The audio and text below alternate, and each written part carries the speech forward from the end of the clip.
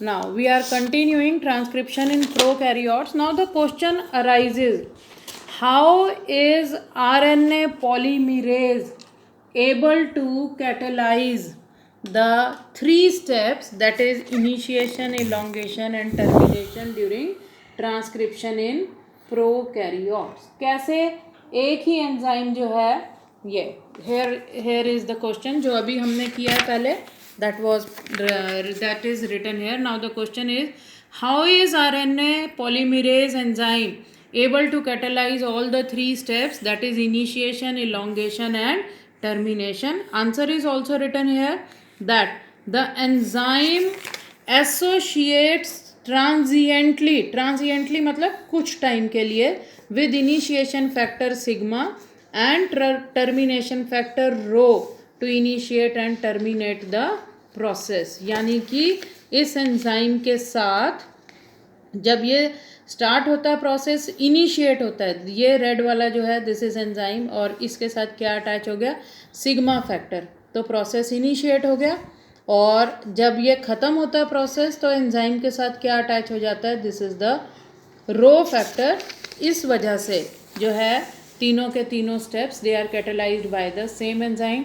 In bacteria, since mRNA does not require processing to become active, that is why enzyme is able to same enzyme is able to catalyze all the three steps. और transcription और translation दोनों same compartment में है prokaryotes में. जो बात हमने पहले भी की थी कि the cell is not divided into two compartment, nucleus and cytoplasm, तो दोनों प्रोसेसेस वहीं हो रहे हैं. तो these are the reasons that the same enzyme can catalyse the three steps. इसमें एक और क्वेश्चन भी है, transcription and translation they can be coupled in bacteria. Here it is written that is transcription, ये देखो, transcription and translation can be coupled in bacteria. Coupled in bacteria मतलब कि translation और ट्रांसक्रिप्शन दोनों एक साथ एक ही टाइम पे बैक्टीरिया में चलते हैं. इस क्वेश्चन का आंसर भी सेम है. This question has same answer and this question also has the same answer. Now the next topic is transcription in eukaryotes. Eukaryotes में ट्रांसक्रिप्शन में दो कॉम्प्लेक्सिटीज़ हैं, यानी दो मुश्किलें हैं. कौन सी? पहला तो कि यहाँ पर ट्रांसक्रिप्शन के लिए 3 एंजाइम चाहिए. प्रोकैरियोट्स में ट्रांसक्रिप्शन एक ही एंजाइम ने कर दी थी, आरएनए पॉलीमरेज ने. यूकैरियोट्स में ट्रांसक्रिप्शन के लिए 3 एंजाइम चाहिए. कौन से? RNA polymerase 1, RNA polymerase 2 and RNA polymerase 3. RNA polymerase 1 क्यों चाहिए? It can for synthesis of 28S, 18S and 5.8S ribosomal RNA. RNA polymerase 3rd enzyme चाहिए. किसके लिए? To synthesize tRNA, 5S rRNA and snrRNA. SN stands for small nuclear, and RNA polymerase 2, it is required for transcription of precursor of mRNA, which is also called heteronuclear or hnRNA. पहली problem क्या है eukaryotes में transcription की, कि एक तो इसके लिए क्या 3 एंजाइम चाहिए. किस किस फंक्शन के लिए चाहिए? दूसरी कॉम्प्लेक्सिटी क्या है? अभी हमने पढ़ा कि डीएनए के स्ट्रैंड पर जो हमारे पास जेनेटिक कोड है या नाइट्रोजिनस बेसिस की सीक्वेंस है वो अल्टरनेट है. कुछ कोड करते हैं, फिर नॉन कोडिंग सीक्वेंसेस हैं, कोडिंग है, non coding, coding, non coding. अब जब इससे mRNA बनेगा तो वो भी कैसे बनेगा? उस पर भी कुछ सीक्वेंसेस होंगी, कोडिंग, फिर non coding, coding, non coding, coding, non coding.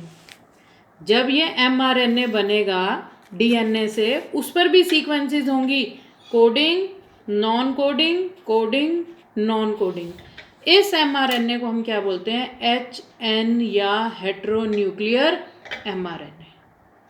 यानी अब अगर ये प्रोटीन सिंथेसिस करेगा तो ये अमाइनो एसिड के लिए कोड कर रहे हैं, फिर ये नहीं कर रहे, ये इतना रीजन कर रहा है फिर नहीं कर रहा, तो क्या करना पड़ेगा, इस नॉन कोडिंग सीक्वेंसेस को रिमूव करना पड़ेगा ताकि जो है हमारे पास ये कोडिंग रह जाए और ये जो नॉन कोडिंग वाली सीक्वेंसेस हैं वो ऐसे लूप बन के गायब हो जाएं।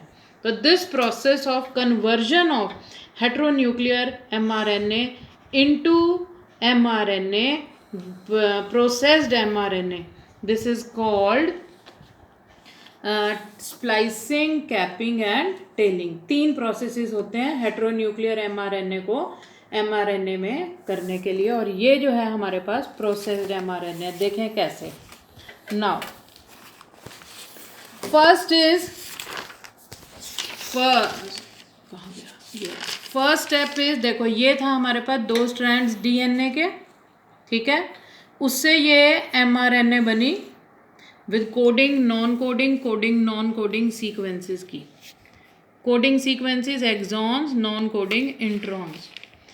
उसके बाद क्या होगा, now at the 5' end of mRNA methyl guanosine triphosphate is added and this process is called capping.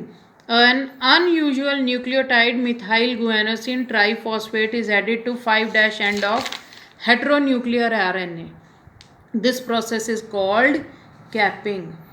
And at the 3' end of this transcribed RNA क्या होता है, polyadenylation 200 to 300 adenyl groups, they are added at 3' end, and this process is called tailing. Adenylate groups, adenyl groups 200 to 300, they are added at 3' end in a template, and this process is called tailing. And from this non-coding introns, they are removed. कैसे, ये तो coding है, ये देखो non coding वाले जो हैं ये लूप बन के अलग हो गए, and this process is called splicing. ये बहुत इंपॉर्टेंट है।